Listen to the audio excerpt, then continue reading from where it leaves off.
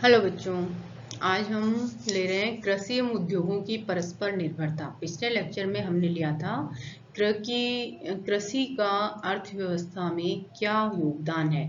तो उसमें भी हमने लिया था कि जैसे कुछ अर्थशास्त्रियों ने कहा था, कॉल और हुअर ने ये कहा या प्रोफेसर सुल्ज ने कहा कि यदि किसी अर्थव्यवस्था में कोई क्षेत्र अविकसित रह जाता है तो इसका कारण ये होगा कि उस क्षेत्र में कृषि जो है विकसित नहीं है।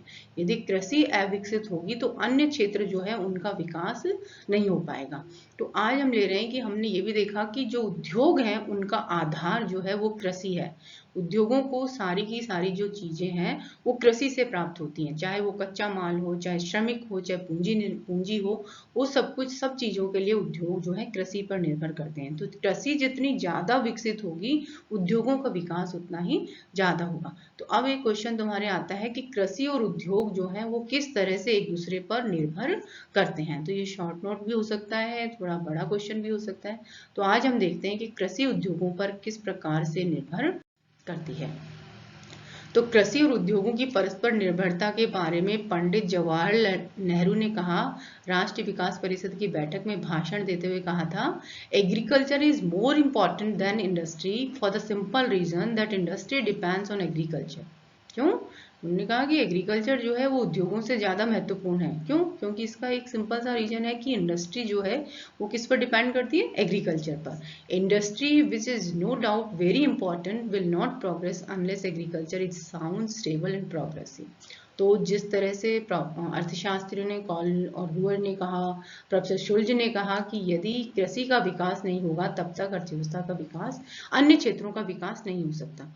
उसी तरह पंडित जवाहरलाल नेहरू ने भी यही कहा कि नो डाउट, कोई शक नहीं है इसमें कि इंडस्ट्री बहुत इंपॉर्टेंट क्षेत्र है अर्थव्यवस्था का, लेकिन वो जब तक विकास नहीं कर सकता तब जब तक कि जो एग्रीकल्चर है या कृषि जो है हमारी मजबूत नहीं होगी, स्थिर और विकसित नहीं होगी, तब तक उद्योगों का विकास जो है वो असंभव है। इसी तरह चीन के लिए माओ त्से तुंग ने भी बहुत परीक्षण करके उन्होंने ऑब्जर्वेशन किया और उसके बाद ये कहा, agriculture must be the first priority of our economy, कि हमारी कोई भी अर्थव्यवस्था जो है उसकी जो है, उन्होंने चीन के लिए कहा कि हमारी जो प्रायोरिटी होनी चाहिए, प्राथमिकता क्या होनी चाहिए? एग्रीकल्चर होनी चाहिए। कि एग्रीकल्चर यदि हमने विकसित कर ली तो अन्य क्षेत्र तो अपने आप विकसित हो जाएंगे। फर्स्ट कम्स एग्रीकल्चर, सबसे पहले उन्होंने कहा कि कृषि आती है। Next comes the industry based on agriculture. Last except for defence purpose comes heavy industrialisation. उन्होंने कहा कि डिफेंस पर्पज के अलावा हमें ज्यादा औद्योगिकरण पर जोर नहीं देना चाहिए, लेकिन यदि सुरक्षा से संबंधित उद्योग हैं तो हमें बहुत ज्यादा मतलब औद्योगिकरण पर ध्यान देना चाहिए। तो उद्योग आर्थिक विकास में कृषि का इंपॉर्टेंट रोल है या उद्योगों का, इस पर लंबे समय से विवाद चल रहा है। परंतु ये सिद्ध हो गया कि ये दोनों जो हैं एक दूसरे के प्रतिद्वंदी नहीं है, ये दोनों क्या हैं? एक दूसरे के पूरक हैं। क्योंकि उद्योगों का विकास कृषि के बिना संभव नहीं है और कृषि का विकास जो है वो उद्योगों के बिना संभव नहीं है। ये दोनों जो है एक दूसरे पर, क्योंकि कृषि जो है कुछ चीजों के लिए उद्योगों पर निर्भर है, उद्योग जो है कुछ चीजों के लिए कृषि पर निर्भर है। तो इन दोनों का विकास जो है साथ साथ चलना चाहिए, तभी अर्थव्यवस्था जो है तेजी से विकास कर सकती है। तो इस तरह से विभिन्न अर्थशास्त्रियों ने ये कहा कि कृषि और उद्योग जो दोनों जो क्षेत्र हैं वो परस्पर चलने चाहिए, साथ साथ चलने चाहिए, क्योंकि दोनों एक दूसरे पर अपने विकास के लिए निर्भर करते हैं। तो अब देखते हैं कि ये कैसे एक दूसरे पर निर्भर करते हैं। कृषि और उद्योगों की अंतर निर्भरता को हम कुछ बिंदुओं से समझ सकते हैं। सबसे पहला, खाद्यान्न की आपूर्ति। जैसे हमने कृषि की भूमिका में भी लिया था कि अर्थव्यवस्था में कृषि की क्या भूमिका है, तो उसमें भी सबसे पहला और सबसे इम्पॉर्टेंट हमारा पॉइंट वो यही था कि खाद्यान्नों की आपूर्ति करती है। कृषि जो है वो खाद्यान्नों की आपूर्ति करती है, क्योंकि खाद्यान्न जो है वो मानव की मूलभूत आवश्यकता है और यदि उद्योगों में जो श्रमिक काम कर रहे हैं उनको भी भोजन की आवश्यकता है। तो यदि कृषि में खाद्यान्नों की आपूर्ति पर्याप्त मात्रा में है तो क्या होगा? खाद्यान्न सस्ती दर पर मिलेंगे। खाद्यान्न सस्ती दर पर मिलेंगे तो श्रमिकों को सस्ती दर पर उनको ये मिलेगी खाद्यान्न, जिससे क्या होगा? उनकी मजदूरी की दर कम रहेगी और मजदूरी की दर कम रहने से उद्योगों के उत्पादन की लागत कम आएगी। तो सबसे पहला है कि कृषि क्षेत्र जो है वो मानव की जो मूलभूत आवश्यकता है खाद्यान्न, उसको उपलब्ध करवाता है, उसकी आपूर्ति करता है।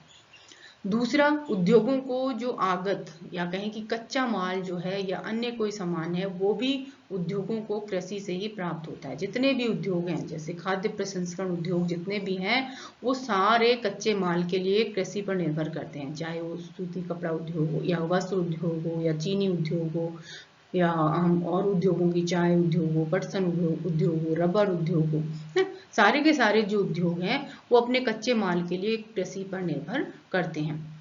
तो इस तरह से कृषि तो उद्योगों के लिए एक तो कच्चा माल उपलब्ध करवाती है, उसके साथ साथ वहां पर जो श्रमिक काम करते हैं उनको सस्ती दर पर खाद्यान्न उपलब्ध करवाती है, जिससे वहां पर मजदूरी कम रहती है। अब उद्योग क्या करते हैं? उद्योग भी कृषि को जिन आगतों की जरूरत है, कृषि क्षेत्र में जितने भी साधनों की आवश्यकता है, जैसे उर्वरक हैं, बीज हैं, खाद, कीटनाशक हैं, जितनी भी मशीनें हैं, उन सब की आपूर्ति क्या होती है? उद्योगों से होती है। तो उद्योग जो है वो सारी आपूर्ति वहां पर करते हैं, कृषि क्षेत्र को करते हैं। कृषि क्षेत्र को जितने भी सामान चाहिए, चाहे वो खाद हो, बीज हो, कीटनाशक हो, मशीनें हो, सारे उद्योगों से प्राप्त होती है। कृषि के यंत्रीकरण के लिए जितनी भी मशीनें हैं, जैसे आजकल सारी चीजें कृषि में भी मैकेनाइजेशन हो गया, तो जुताई, बुआई, कटाई, कोई भी काम हो वो मशीनों की सहायता से होता है, चाहे ट्रैक्टर हो, थ्रेसर हो, ये सारी चीजें जो हैं वो उद्योगों में बनती हैं। तो इन सब कृषि के लिए जितने भी यंत्रों की आवश्यकता है, वो सारे के सारे उन्हें उद्योगों से प्राप्त होते हैं।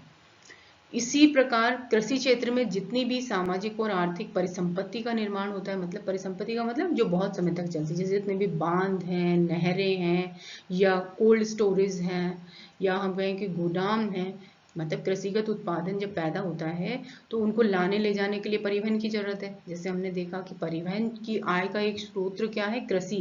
कि कृषिगत उत्पादों को रेलवेज या रोडवेज की सहायता से हम एक स्थान से दूसरे स्थान पर ले जाते हैं, तो उनकी आय का एक प्रमुख स्रोत है कृषि। तो इसी तरह परिवहन क्षेत्र का यदि विकास करना है, क्योंकि कृषि क्षेत्र से सामान ग्रामीण क्षेत्रों से हमें शहरों की तरफ ले जाना है या कहीं और ले जाना है, तो उसके लिए परिवहन की आवश्यकता है। तो परिवहन का विकास करने के लिए उद्योगों की जरूरत है। इसके साथ ही यदि कोई नहर बनानी है, सिंचाई के लिए कोई बांध बनाना है, तो उसके लिए जितना भी बिल्डिंग का मटेरियल चाहिए हमें, वो सारा हमें उद्योगों से प्राप्त होता है। इसी तरह कोई कोल्ड स्टोरेज, क्योंकि कृषिगत उत्पादन एक बार पैदा हो गया तो अब उसको स्टोर करने के लिए कोल्ड स्टोरेज की जरूरत है या गोदाम की जरूरत है। तो उन सब चीजों को बनाने के लिए हमें क्या करना पड़ेगा? उद्योगों की जरूरत पड़ेगी, क्योंकि वो सारा सामान हमें उद्योगों से प्राप्त होता है। तो इस तरह से एक तरफ तो कृषि क्या कर रही है? उद्योगों के लिए जितने भी श्रमिक हैं उनकी खाद्यान्नों की आपूर्ति करती है, उद्योगों को कच्चा माल प्रदान करती है। दूसरी तरफ उद्योग क्या करते हैं? कृषि को जितने भी सामान की जरूरत है, जैसे चाहे वो खाद हो, बीज हो, कीटनाशक हो, मशीनें हो, वो सारी की सारी उद्योगों से प्राप्त होती है। इसके साथ साथ कृषि क्षेत्र के लिए जितनी भी संपत्ति, सामाजिक और आर्थिक परिसंपत्ति का निर्माण होता है, उसके लिए जो सामान चाहिए वो सारा सामान भी उद्योगों से ही प्राप्त होता है। इसके साथ ही कृषिगत उत्पादन को बढ़ावा उद्योगों के द्वारा, उद्योग क्या करते हैं? जो विभिन्न प्रकार की जो उपभोग वस्तुओं का उत्पादन किया जाता है, उद्योग जो है कच्चे माल के रूप में जो कृषिगत पदार्थों का उपयोग करते हैं, तो उसकी सहायता से क्या होता है कि यदि उद्योगों का ज्यादा विकास होगा तो कच्चे माल की ज्यादा आवश्यकता होगी, और कच्चे माल के लिए कृषिगत उत्पादन को बढ़ाना पड़ेगा। तो इससे क्या होगा? कच्चे माल की ज्यादा जरूरत है तो कृषिगत उत्पादन की कीमतें बढ़ेंगी, कीमतें बढ़ेंगी तो किसानों को फायदा होगा, और किसान जो है और ज्यादा उत्पादन करने के लिए प्रोत्साहित होंगे।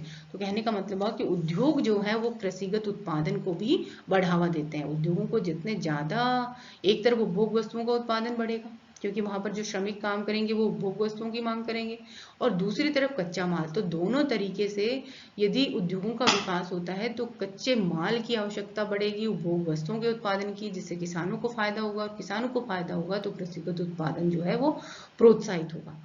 इसके साथ ही कृषि जो है उद्योगों के लिए बचत का निर्माण करती है। बचत का निर्माण कैसे? बचत कैसे होती है? यदि कृषि क्षेत्र में प्रति व्यक्ति आय बढ़ेगी तो ऐसी स्थिति में लोग जो है ज्यादा बचत करेंगे, उस बचत को बैंकों में जमा करेंगे, और बैंक जो है उसको औद्योगिक क्षेत्र में निवेश करने के काम में लेंगे। इसके साथ साथ क्या होगा? यदि लोगों की आय बढ़ती है कृषि क्षेत्र में तो ग्रामीण लोगों का क्या है, जीवन स्तर ऊंचा होगा। जीवन स्तर ऊंचा होगा तो वो जो है उद्योगों में बनी हुई वस्तुओं की मांग ज्यादा करेंगे। तो उद्योगों में बनी हुई वस्तुओं की मांग ज्यादा करेंगे तो उन वस्तुओं की मांग बढ़ेगी। मांग बढ़ेगी तो कीमतें बढ़ेंगी और जो उद्योगपति हैं उन क्षेत्रों में निवेश ज्यादा करेंगे। तो एक तरफ औद्योगिक निवेश को और प्रोत्साहन मिलेगा और दूसरी तरफ क्या होगा, यदि बचत है तो वो कृषि क्षेत्र की जो बचत, आय बढ़ने के कारण जो बचत हुई वो भी उद्योगों में निवेश होगी। इसके साथ ही उद्योगों के लिए बाजार की उपलब्धता, क्योंकि उद्योगों में जो भी सामान बनेगा उसको खरीदने के लिए बाजार चाहिए। यदि उनको कोई खरीदेगा ही नहीं तो उन वस्तुओं के उत्पादन का कोई फायदा नहीं है। तो औद्योगिक क्षेत्रों के लिए जैसे हमने पहले भी लिया कि जो ग्रामीण क्षेत्र है वो सबसे बड़ा बाजार है। ग्रामीण क्षेत्रों में जैसे ही लोगों की आय बढ़ेगी वो औद्योगिक वस्तुओं की मांग ज्यादा करते हैं। तो औद्योगिक वस्तुओं की मांग ज्यादा करेंगे तो उनके लिए बाजार का विस्तार होगा, उनकी बिक्री ज्यादा होगी, उनका बाजार का विस्तार होगा, जिससे कि क्या होगा, और ज्यादा निवेश होगा। इसी तरह अनेक निवेश ऐसे होते हैं जो एक साथ उद्योग और कृषि दोनों को बढ़ावा देते हैं। तो इसमें इन्होंने उदाहरण लिया है खाद्य प्रसंस्करण उद्योग। खाद्य प्रसंस्करण उद्योग जो है इससे कृषि को भी बढ़ावा मिलता है और उद्योगों को भी, क्योंकि खाद्य प्रसंस्करण उद्योग में कच्चा माल तो आता है कृषि से। तो यदि इन उद्योगों में हम निवेश करते हैं, एग्रो फूड प्रोसेसिंग इंडस्ट्रीज में यदि निवेश करते हैं तो एक तरफ तो कृषि के उत्पादन को बढ़ावा मिलेगा, क्योंकि इन उद्योगों को कच्चा माल तो कृषि से मिलेगा। दूसरी तरफ क्या होगा, दूसरी तरफ उद्योगों को बढ़ावा मिलेगा, क्योंकि वहां पर प्रसंस्करण जो होगा वो उसका उद्योगों में होगा। तो एक तरफ तो कृषिगत उत्पादन बढ़ेगा, दूसरी तरफ उनके प्रसंस्करण के लिए उद्योगों की स्थापना होगी, तो वहां पर ये निवेश होगा। यदि कच्चा माल हमने पैदा कर लिया और प्रसंस्करण उद्योगों में निवेश नहीं किया तो कच्चा माल बर्बाद हो जाएगा। दूसरी तरफ यदि हमने उद्योगों का विकास कर दिया लेकिन हमारे पास कच्चा माल नहीं है तो उद्योगों का में जो निवेश होगा वो व्यर्थ हो जाएगा। तो कहने का मतलब है कि यदि खाद्य प्रसंस्करण उद्योग है तो ऐसा निवेश जो है वो उसके लिए उद्योगों को भी बढ़ाना पड़ेगा और कृषि को भी बढ़ाना पड़ेगा, क्योंकि उन उद्योगों को कच्चा माल कृषि से मिलेगा। तो यदि उद्योगों में हमने निवेश किया, हमने चीनी की उद्योग लगा दिया लेकिन हमारे पास गन्ना नहीं है, तो चीनी उद्योग में जो हमने निवेश किया, जो उस इंफ्रास्ट्रक्चर को बनाने में, मशीनें लगाने में जो निवेश किया वो बर्बाद हो जाएगा। दूसरी तरफ यदि हमने गन्ने के उत्पादन को बढ़ा दिया लेकिन चीनी बनाने के लिए हमने उद्योग में निवेश नहीं किया तो जो हमने गन्ने का उत्पादन बढ़ाया वो बर्बाद हो जाएगा, क्योंकि गन्ना हम फिर उसका करेंगे क्या, क्योंकि हमारे पास तो वो चीनी बनाने के लिए मिल ही नहीं है या उद्योग ही नहीं है। तो ऐसी स्थिति में कुछ उद्योग ऐसे हो गए जो दोनों ही उद्योगों को साथ साथ बढ़ावा देते हैं, जैसे कपास का उद्योग है, दुग्ध उत्पादन है, टमाटर, आलू, ये जितने भी हैं वो सारे के सारे दोनों क्षेत्रों को बढ़ावा देते हैं। तो अब हम कह सकते हैं कि इस तरह से ये इतने सारे पॉइंट्स हमने लिए कि किस तरह से उद्योग और कृषि जो है एक दूसरे पर निर्भर करते हैं। तो इसमें सबसे इम्पोर्टेंट हमने लिया कि कृषि जो है उसको जितना भी सामान चाहिए वो उद्योगों से मिलता है।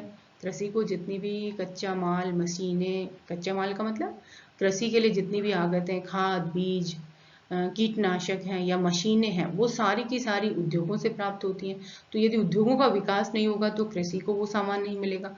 दूसरी तरफ उद्योगों को जितना भी कच्चा माल मिलता है या श्रमिक मिलते हैं या पूंजी जो है वो उद्योगों से, कृषि से प्राप्त होती है। तो यदि कृषि का विकास नहीं होगा तो उद्योगों का विकास नहीं होगा। दूसरी तरफ उद्योगों में जो उत्पादन होता है उसके लिए जो बाजार है वो कृषि क्षेत्र से मिलता है। तो इसलिए यदि कृषि क्षेत्र में लोगों की आय नहीं बढ़ेगी तो वहां पर क्या होगा, औद्योगिक उत्पादन के लिए बाजार उपलब्ध नहीं होगा और वो निवेश बेकार हो जाएगा। अतः सारांश में हम कह सकते हैं कि उद्योग और कृषि जो है एक दूसरे से स्वतंत्र नहीं है, मतलब एक दूसरे के साथ साथ हैं। इनमें से यदि किसी भी एक क्षेत्र में यदि अवरोध आता है तो दूसरे क्षेत्र के विकास पर बुरा प्रभाव पड़ सकता है। यदि कृषि में उत्पादन नहीं होता है, कृषि क्षेत्र में उत्पादन नहीं होगा तो उद्योगों को कच्चा माल नहीं मिलेगा तो उद्योगों का विकास अवरुद्ध हो जाएगा। और यदि मान लो उनको बाजार नहीं मिला, कृषि क्षेत्र में आय नहीं बढ़ेगी तो उद्योगों को बाजार नहीं मिलेगा, तो ऐसी स्थिति में भी उनका विकास अवरुद्ध हो जाएगा। इसी तरह यदि उद्योग नहीं होंगे तो कृषि को क्या होगा, मशीनें नहीं मिलेंगी, कच्चा माल यानी रासायनिक खाद, बीज, कीटनाशक नहीं मिलेंगे, इसलिए कृषि का विकास अवरुद्ध हो जाएगा। तो कहने का मतलब हुआ कि एक क्षेत्र के विकास में यदि अवरोध आएगा तो दूसरे क्षेत्र के विकास पर बुरा प्रभाव पड़ेगा। तो एक मजबूत औद्योगिक विकास के लिए कृषि क्षेत्र का मजबूत और स्वस्थ होना आवश्यक है। यदि हमको औद्योगिक विकास करना है तो कृषि क्षेत्र को मजबूत करना होगा, और क्योंकि एक विकसित कृषि क्षेत्र की बढ़ती हुई जनसंख्या को खाद्यान्न उपलब्ध करा सकता है, स्वस्थ और खुशहाल मानव भी तकनीक का कुशलतापूर्ण उपयोग कर सकता है। मतलब कहने का मतलब क्या हुआ कि यदि कृषि क्षेत्र विकसित होगा तो खाद्यान्नों को की उपलब्धता या आपूर्ति बढ़ेगी, जिससे लोग स्वस्थ होंगे, खुशहाल होंगे, और यदि स्वस्थ होंगे शारीरिक और मानसिक रूप से, तो तकनीक जो उद्योगों में जो तकनीक काम में आती है उसका कुशलतापूर्ण उपयोग करेंगे, जिससे उद्योगों का तेजी से विकास होगा। अतः यह सिद्ध हो चुका है कि तेजी से औद्योगिकरण के लिए कृषि का विकास जो है एक पूर्व शर्त है। इस तरह से कृषि और उद्योग जो है एक दूसरे से के प्रतिद्वंदी न होकर पूरक है। इनमें एक का विकास जो है वो दूसरे को प्रभावित करता है। इसलिए क्या करना है, अल्प विकसित और जो विकासशील देश हैं इनमें इन दोनों के संबंध पर ध्यान देना चाहिए, तभी अर्थव्यवस्था जो है उसका तेजी से विकास हो सकता है। तो इस तरह से हमने लिया कि किस तरह से कृषि और उद्योग जो है वो एक दूसरे पर निर्भर करते हैं। तो यदि एक क्षेत्र का विकास करना है तो हमें दूसरे पर भी ध्यान देना पड़ेगा, तभी दोनों क्षेत्रों का विकास हो सकता है। धन्यवाद।